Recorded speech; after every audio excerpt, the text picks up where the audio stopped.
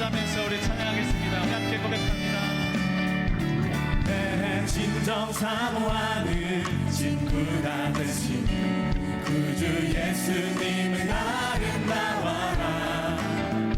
산 밑에 백합하여 빛나는 새벽별 주님 영원한 길 알 수 없도다. 내 맘이 아플 적에 그 위로 되시며 나 외로울 때 좋은 친구라. 주는 저 산 밑에 백합 빛나는 새벽별 이 땅 위에 잃을 것이 없도. 내 맘의 모든 염려 이 세상 보라도 주님 항상 같이 하여 주시고, 시험을 당할 때에 악마의 계교를 즉시 물리치사 나를 지키네. 온 세상 날 버려도 주 예수 안 버려 끝까지 나를 돌아보시니. 주는 저 산 밑에 백합 빛나는 새벽별 이 땅 위에 우리 계속해서 3절 고백할까요? 내 마음을 다하여서 주님을 따르며 길이 길이 나를 살아가리니. 그리 두렵지 않고 상검도 겁없네. 주는 높은 산성 내 앞에시라. 내 영혼 먹이시는 그 은혜 누리고 나 주니 주를 뵙기 원하네. 주는 저 산 밑에 백합 빛나는 새벽별 이 땅 위에 믿을 것이 없도다. 아멘.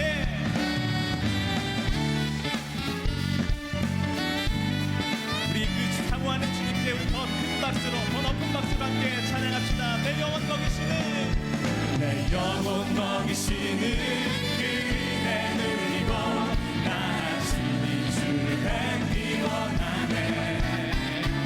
주는 저 산 밑에 백합 빛나는 새벽별 이 땅 위에 니게. 다시 한번 고백합시다. 내 영혼 먹이시는, 내 영혼 먹이시는 그 은혜 누리고 나 주니 주를 뵙기 원하네. 주는 저 산 밑에 백합 빛나는 새벽별 이 땅. 다시 한번 고백할까요? 내 영혼 먹이시는, 내 영혼 먹이시는 그 은혜 누리고 나 주니 주를 뵙기 원하네. 주는 저 산 밑에 백합 빛나는 새벽별 이 땅 위에 이 땅 위에 비릴 것이 없다.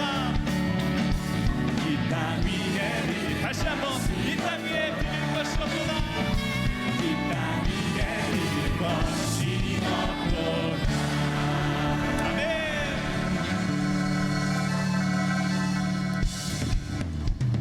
우리 계속해서 박수하며 찬양하겠습니다.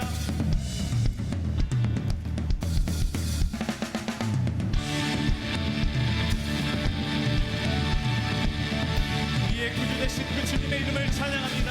할렐루야.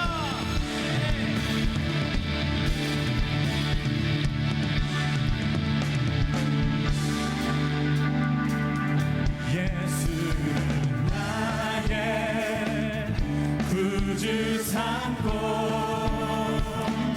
성령과 피로서 거듭나니. 이 세상에서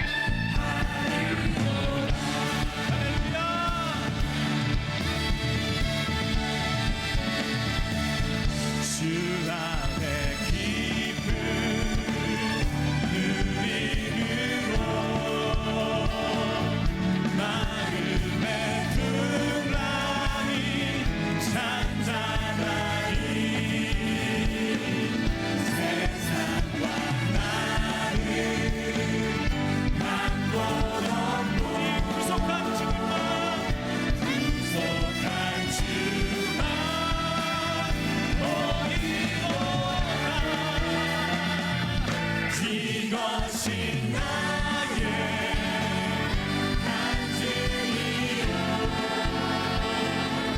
이것이 나의 찬송일세 나 사는 동안 끊임없이 주를 찬송 다시 한번 이것이 나의 간증이요 이것이 나의 간증이요 이것이 나의 찬송일세 나 사는 동안 끊임없이 주를 찬송 다시 한번 고백합시다. 이것이 나의 이것이 나의 간증이요 이것이 나의 찬송일세 나 사는 동안 끊임없이 주를 찬송하리로 다시 한번 그들을 찬송 주를 찬송 마지막으로 그들을 찬송하리로다.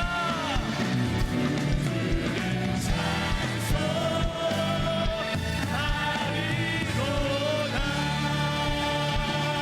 아멘. 우리의 구주 되신 주님께 영광의 박수 드리도록 하겠습니다. 할렐루야. 네.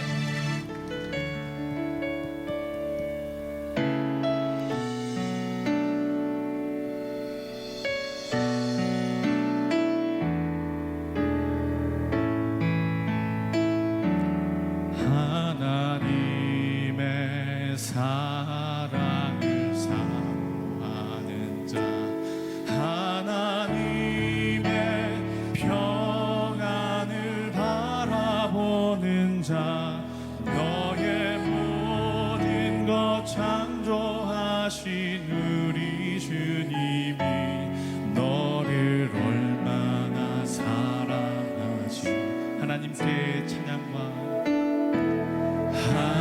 하나님께 찬양과 경배하는 자 하나님의 선하심을 닮아가는 자 너의 모든 것 창조하신 우리 주 너를 자녀 삼으시 함께 고백합시다.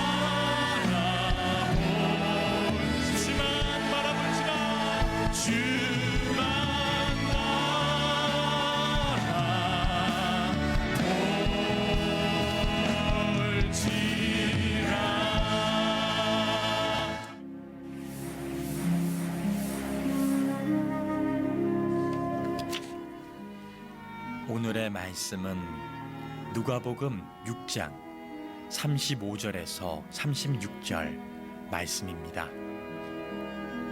오직 너희는 원수를 사랑하고 선대하며 아무것도 바라지 말고 꾸어주라.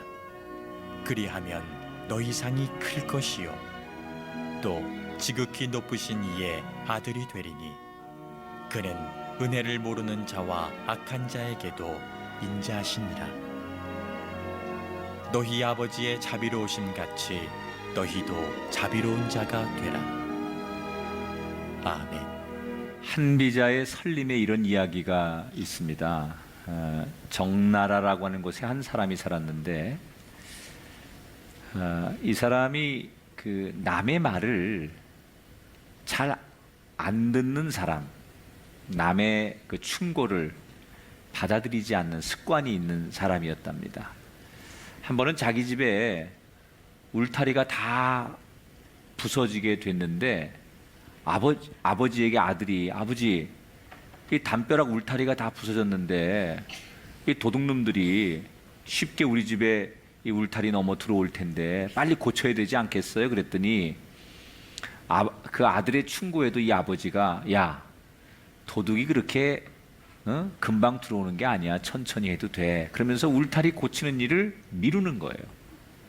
보다 못해 어느 날은 이웃집에 있는 사람이 와가지고, 아니 이거 울타리 고쳐야지, 도둑 듭니다. 그랬더니 속으로 무슨 생각을 하느냐, 아, 이놈이 우리 울타리를 고쳐주고 이익을 취하려고, 일거리를 찾으려고 우리 울타리를 고치라고 하는구나. 그러면서 그 이웃의 충고를 왜곡하는 거예요. 그러다가 정말로 도둑이 들었습니다. 그래서 집안에 있는 모든 금은보화와 귀한 것들을 다 잃어버렸습니다. 뒤늦은 후회를 해도 소용이 없었겠죠. 그런데 이때부터 이 사람이 자기에게 충고해준 아들과 이웃에 대해서 전혀 다른 말을 하기 시작하는 거예요. 사람들에게 뭐라고 얘기를 하느냐, 자기 아들에 대해서는 우리 아들 녀석이 선견지명이 있다고, 어떻게 도둑이 들 걸 알고 아버지 미리미리 울타리 고쳐야 된다고 그렇게 말했는데 내가 안 고쳤다고, 우리 아들 말을 들었어야 되는데 우리 아들은 그 앞을 보는 능력이 있는 녀석이라고, 이렇게 아들을 칭찬하는 거예요. 그런데 울타리를 고쳐야 된다고 충고했던 이웃에 대해서는 뭐라고 말하느냐, 그놈이 도둑일지도 모른다고, 아마 내 생각에는 그놈이 도둑일 것 같다고, 이러면서 그 사람을 평가절하하고 왜곡하는 얘기를 했다는 거죠. 여러분, 사람이 그냥 전해오는 말을 그대로만 들어도 인생이 많은 불행을 벗어날 수 있어요. 근데 때로는 전해오는 말을 그대로 알아듣지 않고 이거를 곡해하고 왜곡하고 자기 나름대로 이 말을 막 꼬아버리면 이 말이 그대로 내게 올 말이 오지 않게 돼요. 누군가가 내게 사랑의 말을 하고 조언을 하면 그대로 들으면 그게 복입니다. 그런데 너무나 당연한 이야기를 그대로 듣지 않기 때문에 인간이 불행해지는 거예요. 하나님이 우리에게 이렇게 살면 복이 있을 것이다 라고 말씀하셨어요. 이런 길로 가면 너희들이 악한 길이 될 것이다 라고 말씀하셨어요. 그러면 인간이 그 말을 그대로 받아들이면 복 있는 사람이 되고 의의 사람이 될 텐데, 우리는 하나님이 주시는 말씀을 그대로 받아들이지 않아요. 온갖 핑계를 대기도 하고 이유를 대면서 그 말씀을 실행하지 않죠. 이것을 영적 무감각이라고 하고 또 하나 교만이라고 하는 거예요. 말씀을 주시는데 그 말씀대로 받아들이면 좋은데 그 말씀을 자꾸 거부하고 이유를 대고 핑계를 대서 그 말씀을 지키지 않는 것, 그것이 인간이 짓는 교만의 죄라는 거예요. 오늘 누가복음 6장에 소위 평지설교라고 하는 게 나와요. 이 내용은 마태복음에 나오는 산상수훈하고 같은 내용입니다. 그런데 왜 누가복음에서는 평지설교라고 하느냐? 이스라엘 땅은요, 산과 평지가 사실 별 차이가 없습니다. 그러니까 우리나라처럼 이렇게 산악지대가 있고 평야지대가 있고 많이 구분되는 게 아니라 이 유대 땅은 그냥 대개는 평지인데 평지를 가다가 조금 올라가면 높은 데 올라가면 그걸 산이라고 하고 그 높은 데서 그냥 좀 내려오면 그걸 평지라고 해요. 실제로 산 같지 않은 산인데 조금만 올라가면 산이고 거기서 내려오면 평지인데 예수님께서 조금 높은 데 올라가 설교하면 그걸 산상 설교라고 하셨고 이렇게 그냥 평지에서 설교하면 그걸 평지 설교라고 했다는 거죠. 그래서 누가복음에서는 평지 설교라고 하고 마태복음에서는 산상 설교라고 했다는 거죠. 자, 오늘 말씀에서 예수님께서 복 있는 사람과 저주를 받는 사람의 길에 대해서 그대로 말씀을 하셨어요. 복 있는 사람과 화를 입는 사람은 어떤 사람이냐? 사복을 얘기하고 사화를 얘기했어요. 네 가지의 말씀을 지키면 복 있는 사람이고 네 가지의 말씀을 따라가지 않으면 화 있는 사람이 될 것이다 라고 말씀했어요. 자, 우선 어떤 사람이 복 있는 사람이냐? 이 복 있는 사람에 대한 예수님의 말씀을 들어보면 세상에서는 잘 살고 잘 입고 잘 먹는 걸 복이라고 해요. 그런데 예수님은 조금 우리가 이해할 수 없는 얘기를 복이라고 말합니다. 자, 어떤 얘기를 하냐? 20절을 같이 읽어볼게요. 우선 같이 읽습니다. 시작. 너희 가난한 자는 복이 있나니 하나님의 나라가 너희 것이며. 자, 세상의 눈으로 보면 가난은 절대 복이 아닙니다. 세상에서의 이 눈에서는 가난이라고 하는 것은 화를 입은 사람이고 멸시를 당하는 사람이 가난한 사람이에요. 그런데 오늘 성경의 예수님은 오히려 가난한 사람이 복이 있다라고 말하고 25절에는 거꾸로 이렇게 말합니다. 화 있을진저 너희 지금 배부른 자여 너희는 주리로다 라고 말했어요. 예수님이 우리의 눈높이에 해당하는 말씀이 아닌 조금 이해할 수 없는 얘기를 하셨어요. 배부른 사람이 지금 배부르게 살면 그게 화를 입는 길이고 오히려 지금 가난하게 살면 그게 복 있는 사람이다. 자, 제가 여러분에게 물어볼 테니까 생각 없이 아멘하지 마시고 잘 동의가 되면 아멘하세요. 그냥 무턱대고 그냥 눈 감고 그냥 뭐라고만 하면 아멘하면 그러지 말고 이 말이 정말 내가 동의가 되고 내가 그렇게 믿습니다라고 할 때 아멘을 하셔야 돼요. 예수님이 분명히 가난한 자는 복이 있나니 그러셨어요. 이 말씀을 믿으십니까? 생각하고 아멘하라니까 이렇게. 다시 얘기할게요. 가난한 자는 복이 있나니 이 말씀을 동의하십니까? 저분들은 믿음이 좋든지 생각이 없든지 가난한 자는 복이 있나니.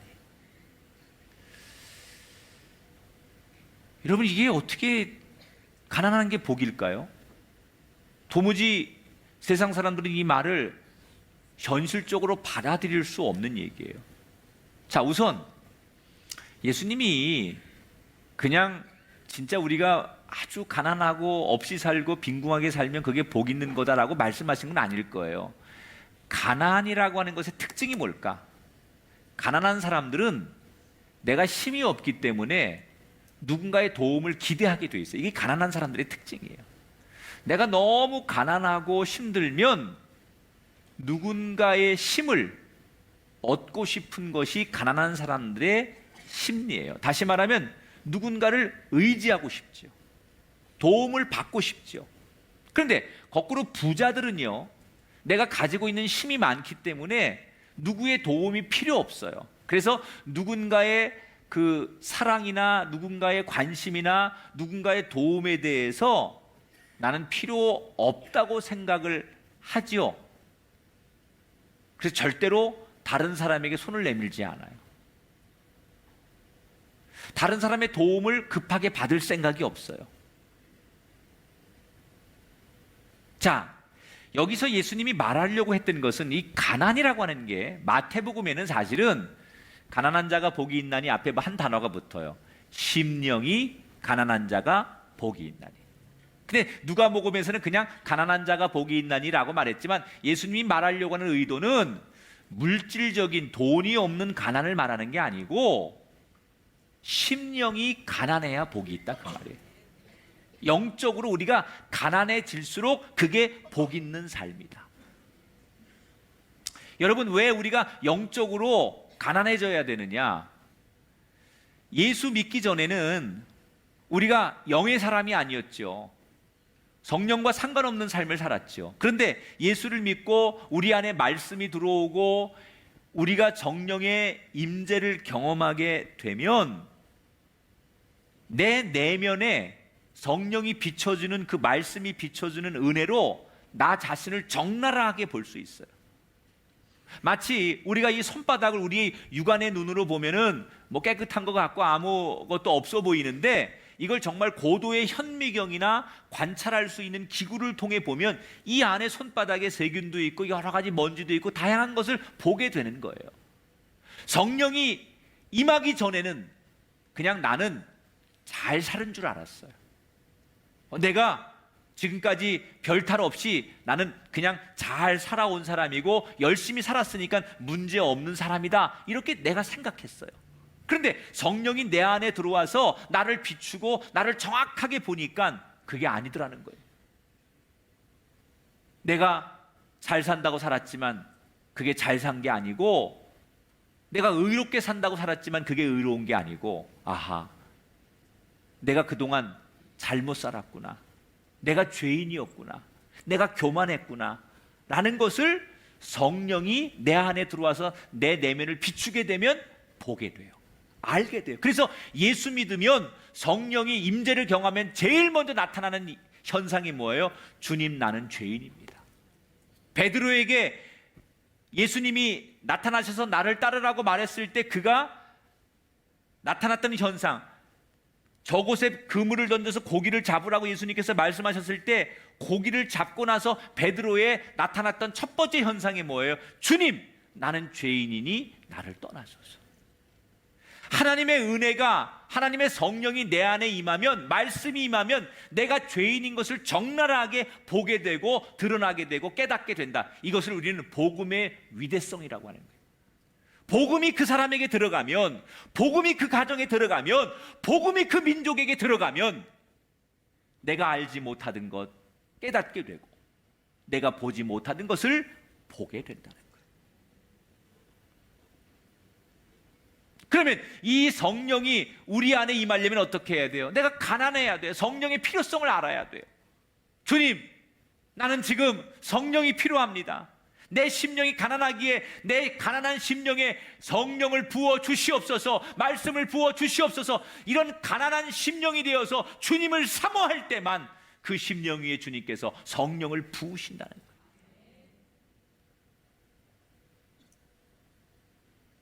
(21절) 상반절에 뭐라고 나와요?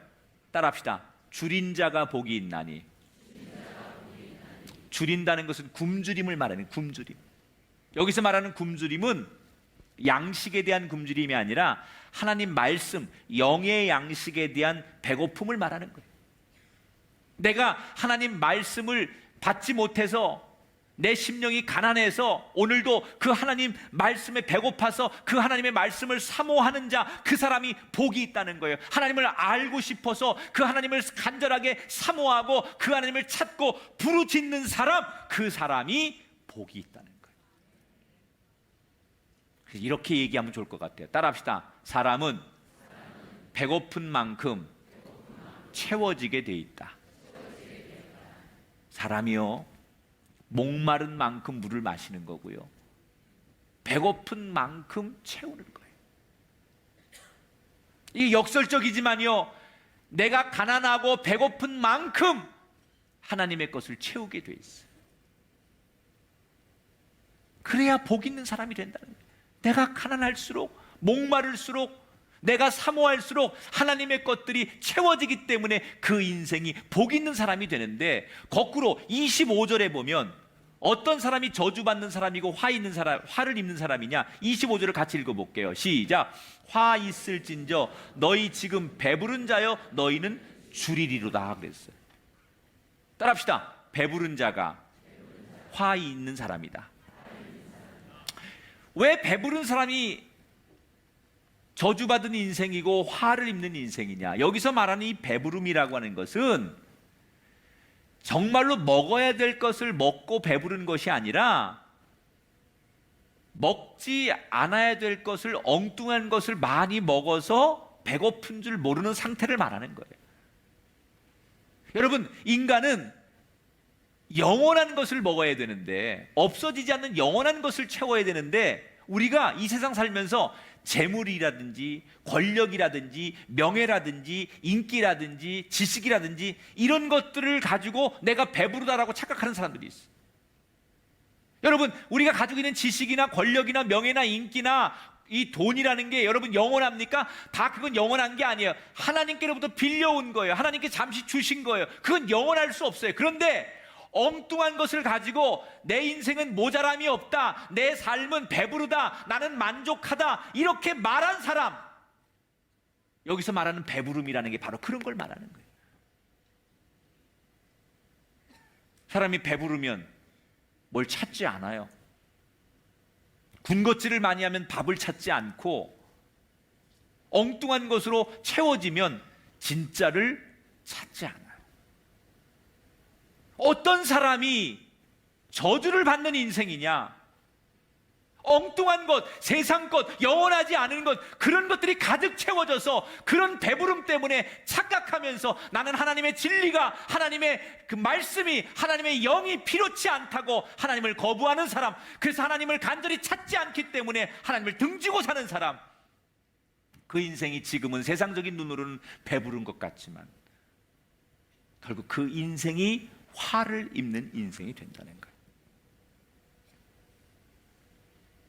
지금 배부르고 잘 되는 것 같지만 그것이 하나님의 은혜 때문에 그렇게 된 것이 아니라고 생각하는 거죠.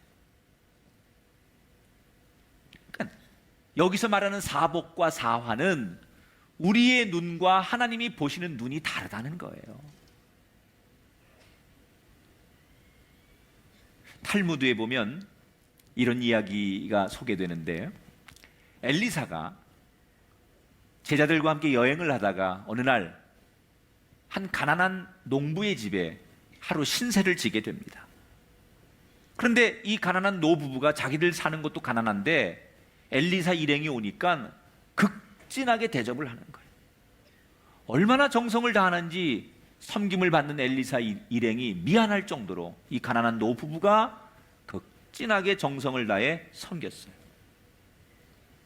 그런데 그 다음날 아침에 엘리사가 그 가난한 노부부의 집을 떠나면서 기도를 해준다고 하고 기도를 하는데, 기도 내용이 어떤 기도냐? 하나님, 이 집에 있는 늙은 소를 죽게 해주십시오 라고 기도를 하는 거예요. 이 가난한 노부부가 유일한 재산, 제일 큰 재산이 다 늙어 빠진 소 한 마리가 있는데 그게 제일 큰 재산인데, 아니 엘리사가 기껏 재워줬더니 정성을 다해 섬겨줬더니 그 다음날 하는 기도가 이 늙은 소를 죽게 해주십시오, 그리고 기도를 하는 거예요. 그런데 정말로 그 기도대로 늙은 소가 그 자리에서 죽어버렸어요. 이건 아닌데 라고 제자들이 생각했지만 선생님이 하는 일에 대해서 아무 소리 못하고 선생님을 쫓아가는 거예요. 그리고 그곳을 떠나고 그 다음 날 해가 지자 이번에도 한 집에서 신세를 지게 되는데, 이 집은 그 동네에서 제일 부자인데 이 부자가 아주 못된 부자예요. 그런데 이 부자가 엘리사 일행을 자기 집에서 사람이 잘 수 없는, 벽이 다 부서지고 천장이 다 부서지고 그리고 제일 구석방 그 한 방을 내주면서 여기서 자라고 그 방을 내주더라는 거예요. 그리고 음식도 자기들이 먹다가 남은 음식, 쉰 음식, 버려야 될 음식을 엘리사 일행에게, 손님에게 접대를 하는 거예요. 그런데 그날 밤에 잠을 자다 말고 엘리사가 일어나더니 그 허물어진 벽을 한참 바라보다가 갑자기 그 밤중에 바깥에 나가서 벽돌이나 이런 것들을 가져와서 그 허물어진 벽을 깨끗하게 수리해주고 칠까지 해주더라는 거예요. 다음날 아침에 제자들이 화를 냈어요. 아니 선생님, 어떻게 가난하지만 친절했던 노인에게는 소가 죽게 해달라고 기도를 해주시고 그래서 소가 죽게 만들고, 이렇게 못된 부자놈에게는 그 허물어진 벽까지 완벽하게 고쳐주실 수가 있습니까? 너무 차별하시는 거 아닙니까? 어떻게 이럴 수가 있습니까? 우리는 이 부당함에 대해서 이해가 안 됩니다. 이러고 제자들이 따졌더니 엘리야 선생님이 이렇게 대답을 하더라는 거예요. 그 가난한 노인의 집에 그날 죽음의 천사가 방문을 했는데 그 늙은 노인이 제일 사랑하는 아내를 죽음의 천사가 데려가려고 하더라는 거예요. 그래서 그 노인이 제일 사랑하는 아내 대신에 소를 죽이도록 내가 기도하는 것이다. 그리고 그 부잣집의 벽을 그 밤에 고쳐준 것은 내가 자다 말고 그 벽을 이렇게 봤더니 세상에 그 안에 아주 값비싼 보물들이 숨겨져 있는데 주인이 그걸 몰라서 내가 발견하지 못하도록 더 감춰두려고 벽을 수리해 준 거다, 그러더라는 거예요. 여러분, 이 탈무드가 우리에게 주는 교훈이 뭐예요? 사람의 눈에는 당장 이해가 되지 않는 일이 많아요. 왜 믿음 좋은 사람에게 고난이 닥치고 왜 악한 세상은 여전히 잘 살고 있는지 이해가 되지 않고 화가 날 때가 많이 있습니다. 그러나 우리의 눈으로 보지 말고 하나님의 눈으로 보라는 거예요. 사랑하는 여러분, 지금은 그 사람이 가난해 보이지만 더욱 더 큰 은혜가 그들 앞에 있게 될 줄 믿습니다. 지금 부유하지만, 지금 넉넉하지만 이 부유함 때문에 나는 하나님이 필요 없어, 교회 다니는 게 의미가 없어, 나는 이것 때문에 누구 앞에 무릎 꿇을 필요가 없어, 이렇게 교만하게 살아가면 지금 부유함이, 지금 넉넉함이 그 사람의 인생과 미래와 자손들에게 복이 될 수 없고 화가 된다는 거예요. 오히려 지금 나는 가난하기 때문에 주님이 목마르고 오히려 가난하기 때문에 주님의 도움 없이는 살 수 없는 그 심령이 될 때 살아가는 우리의 인생이 복의 인생이 될 줄 믿습니다. 결국 사복과 사화에서 우리에게 주려고 하는 교훈은 우리가 하나님 말씀대로 사느냐 아니면 반대로 사느냐에 따라서 복 있는 사람이 되기도 하고 화를 입는 사람이 되기도 해요. 여러분, 나는 여러분이 지금의 모습으로 판단하지 마시고 여전히 하나님 앞에 심령이 가난한 자, 하나님 말씀에 줄이고 목마른 자, 그 심령이 되기를 축복합니다. 이만하면 됐다고 생각하지 말고 여전히 주님 앞에 나는 목마른 가난한 심령이라고 고백하며 가난한 만큼 채워지는 복 있는 사람이 되기를 주의 이름으로 축원합니다. 이게 평지설교에서 예수님이 주셨던 첫 번째 메시지고, 평지설교에서 두 번째 주신 메시지가 뭐냐? 따라합시다. 서로 사랑하라. 사실 예수님의 메시지 중에 성경에서 가장 중요한 메시지 하나를 꼽으라고 하면 사랑이죠. 기독교는 사랑의 종교예요. 하나님이 세상을 이처럼 사랑하사 독생자를 주셨으니 이는 저를 믿는 자마다 구원을 얻을 것이요, 하나님을 사랑하는 것 같이 이웃을 사랑해라. 이게 십자가의 사랑이에요. 그런데 예수님께서 오늘 이 설교를 2000년 전에 유대인들에게 이 설교를 하시는데 이 사랑이라고 하는 설교가 유대인들의 가슴에 와닿지를 않았어요. 왜? 이 당시 유대인들은 사랑이라는 단어가 그렇게 익숙한 단어가 아니었습니다. 왜냐하면 유대인들은 이미 오래전부터 하나님이 주신 율법에 하나님의 정의는 눈에는 눈, 이에는 이, 소위 보복법, 율법에는 네가 받은 만큼 되돌려주고 네가 당한 고통만큼 주면 돼, 이게 율법에 나와 있거든요. 그래서 이 보복법을 실천하는 게 정의라고 생각했어요. 그런 것에 길들여져 있고 그런 것을 믿고 있는 유대인들에게 어느 날 예수님께서 나타나셔서 그 보복법이 아닌, 율법이 아닌 새로운 말씀을 주시는 거예요. 뭐라고요? 내 이웃을 사랑하라. 사랑이라는 단어가 참 좋은 단어지만 그 당시 유대인들에게는 이 보복법에 완전히 적응돼 있고 이 보복법을 붙들고 있는 이 유대인들에게는 이 사랑이라는 단어가 와닿거나 익숙한 단어가 아니라는 거예요. 너무 낯선 단어예요. 자신들의 상식과 다른 말씀을 하시는 예수님을 받아들일 수가 없었던 거예요. 그래서 사랑하라고? 그게 하나님의 뜻이라고? 이러면서 고개를 갸우뚱할 수밖에 없었다는 거죠. 그런데 예수님이 한 걸음 더 나가 뭐라고 말하느냐? 사랑하되 이웃을 사랑하는 것을 넘어서서 내 원수까지도 사랑하라 그랬어요. 내 원수까지도. 자, 여러분, 저는 여기서 어떻게 원수를 사랑합니까? 여러분들이 그렇게 말하는 그 의문에 대해서 이것부터 풀어갔으면 좋겠어요. 여러분이 여러분 주변에 좋은 이웃이 있고 내가 사랑하는 사람이 있고 또 한편으로는 거북스러운 불편한 원수가 있어요. 다 있어요. 그런데 여러분, 좋은 이웃이든 나쁜 이웃이든 그건 누가 정하는 거예요? 내가 정하는 거예요. 어떤 기준으로? 내 감정과 내 처지와 내 상황의 주관적인 기준으로 정하는 거예요. 이 사람이 나한테 잘해주고 나한테 피해를 주지 않고 내 말을 잘 따라주면 좋은 사람이에요. 그런데 나한테 조금 어려움을 주거나 나를 힘들게 하거나 나한테 손해를 끼쳤다고 생각하면 이 사람은 원수가 되는 거예요. 성경이 말하는 원수의 개념이, 좋은 이웃의 개념이 누가 정하는 거예요? 하나님이 정하신 게 아니에요. 원래부터 있는 게 아니에요. 다 사람마다 자기 기준에 의해서 자기가 원수도 정하는 거고 좋은 이웃도 정하는 거예요. 그래서 이 사람은 나한테는 원수인데 저 사람한테 좋은 이웃이고, 저 사람이 나한테는 좋은 이웃인데 누구한테는 원수가 돼요. 여러분, 이거 뭔가 불공평하지 않습니까? 원수라고 하는 게, 원수라고 하면 정말 모든 사람이 원수라고 말해야 그게 원수가 되는 건데, 내가 내 기준에 의해서 정하다 보니까 원수라고 하는 게 다 달라요. 그때마다 다 다르고 다 기준이 애매해요. 그런데 만약에 우리가 정하는 이 기준을 하나님이 보시면 어떨까요? 다 고만고만한 거예요.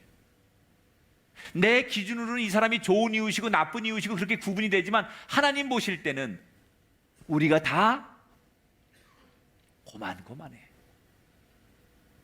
다 우리가 부족한 사람이에요.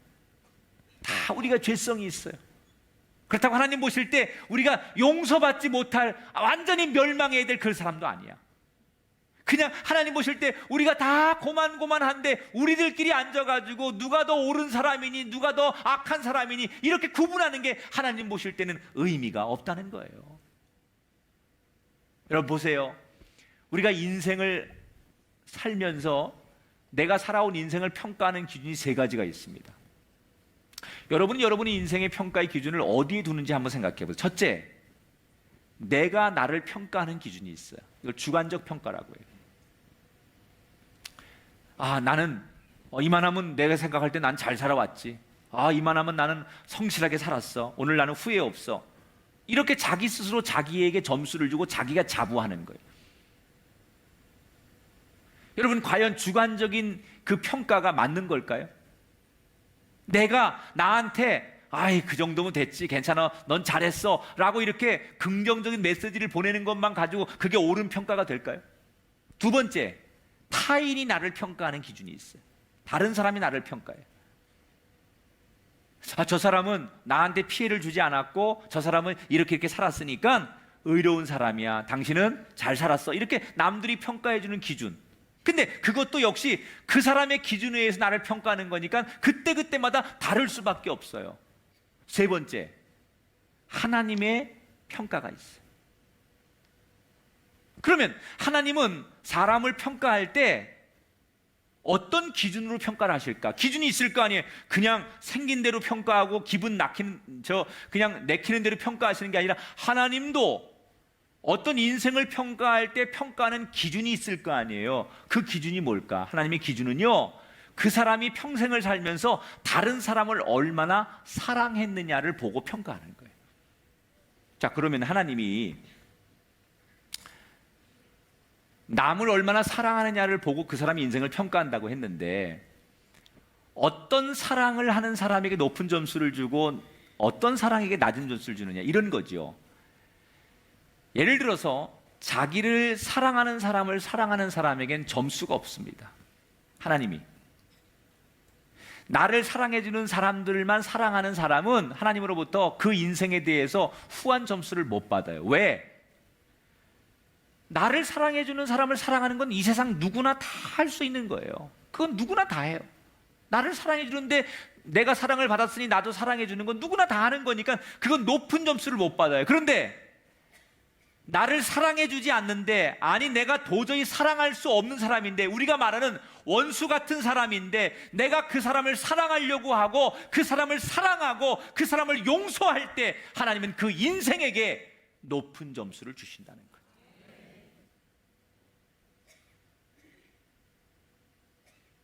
그러니까 우리 기준으로 생각하면 사랑할 만한 사람만 사랑하게 돼 있어요. 내 기준으로 하면 싫은 사람은 절대 못 사랑해요. 오늘 성경에 27절 28절에 너희 원수를 사랑하며 너희를 미워하는 자를 선대하며 너희를 저주하는 자를 위하여 축복하고 너희를 모욕하는 자를 위해 기도해라. 29절에 보니까 여러분, 이 뺨을 치는 자에게 저 뺨도 돌려대고 내 겉옷을 빼앗는 자에게 속옷도 거절하지 말아라. 너무 유명한 얘기인데 여러분, 이 말이 동의가 됩니까? 동의가 되면 아멘 좀 해봐요.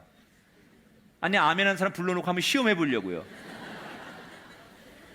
이 뺨을 치는 자에게 저 뺨을 돌려대고 겉옷을 빼앗는 자에게 속옷도 주어라. 아니, 아멘하면 한번 나와보세요. 내가 한번 겉옷 차보게 오늘. 안 되잖아요. 이게 여러분 아무리 하나님 말씀이지만 잘 안 되잖아요. 이런 사람 우리가 할 수 있을까요, 과연? 2015년 미국 남부 사우스캐롤라이나 주의 찰스턴에서 한 흑인 교회에서 미국 사회에 엄청난 충격을 주는 총기 사고가 있었어요.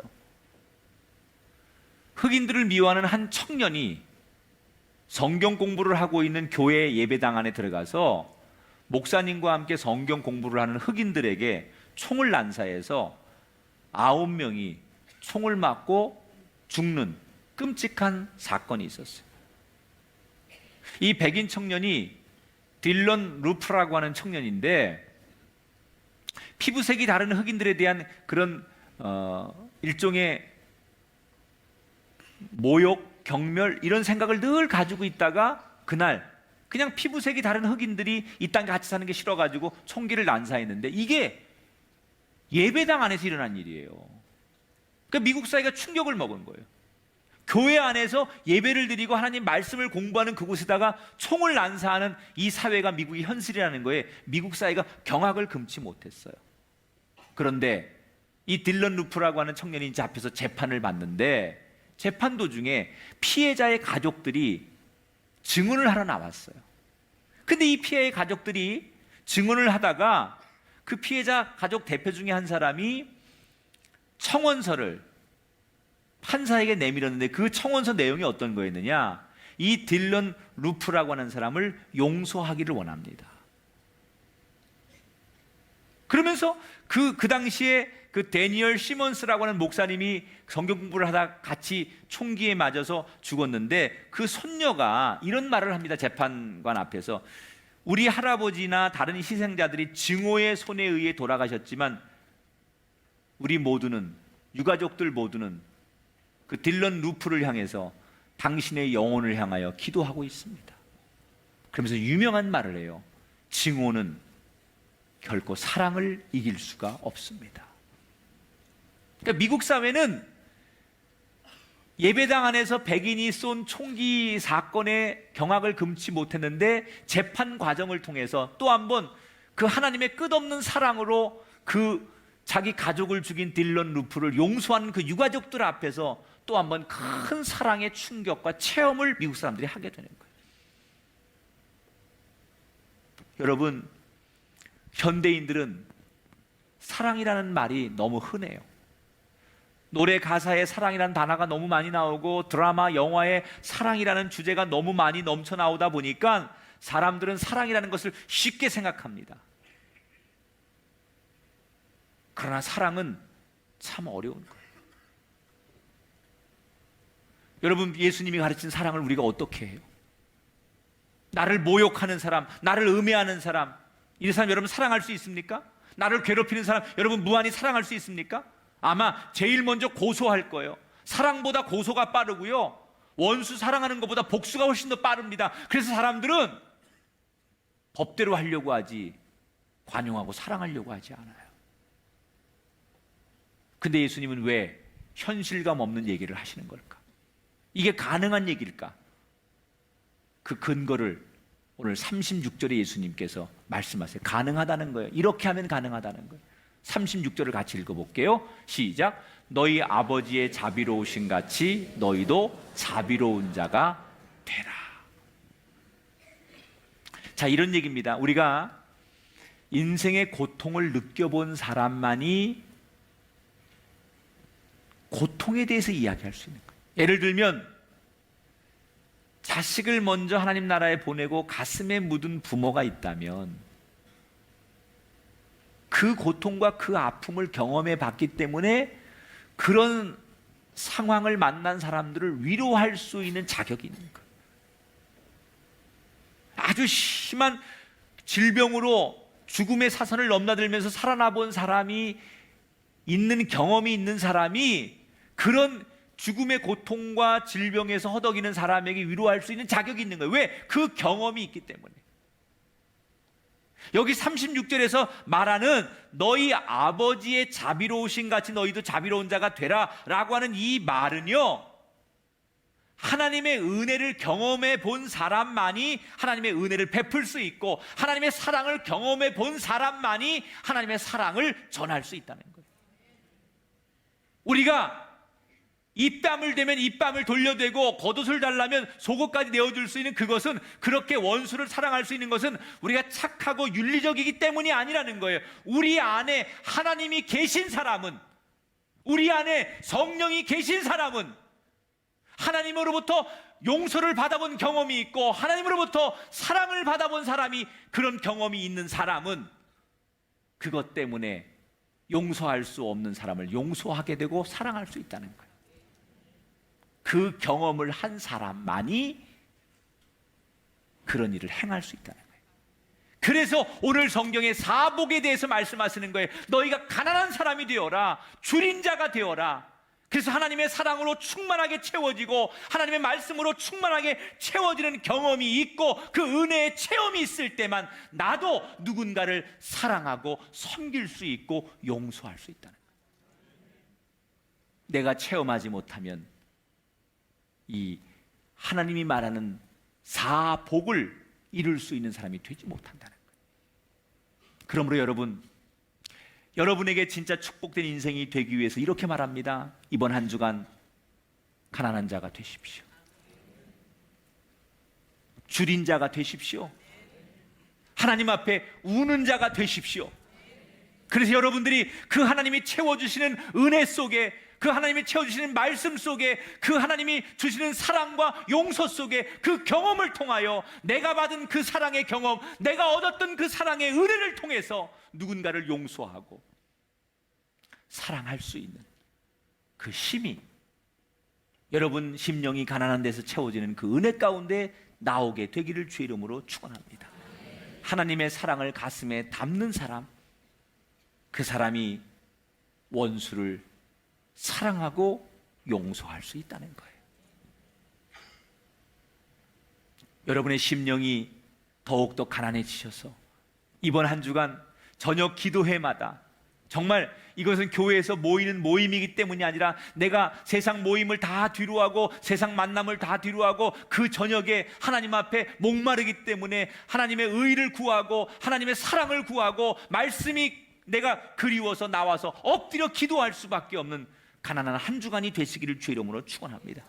그렇게 은혜에 대해서 목말라 하는 그 심령에 하나님은 분명히 축복으로 응답해 주실 줄 믿습니다. 우리 삶이 배부르고 풍요로우면 잘 되는 게 아니에요. 내가 지금 잘 살고 있기 때문에 하나님이 필요 없다고, 내 삶이 풍요해서 더 이상 기도가 필요 없다고 느낄 때 이미 그 사람은 화를 당하고 있는 거예요. 나는 여전히 하나님이 필요합니다. 나는 여전히 가난합니다. 나는 여전히 줄입니다.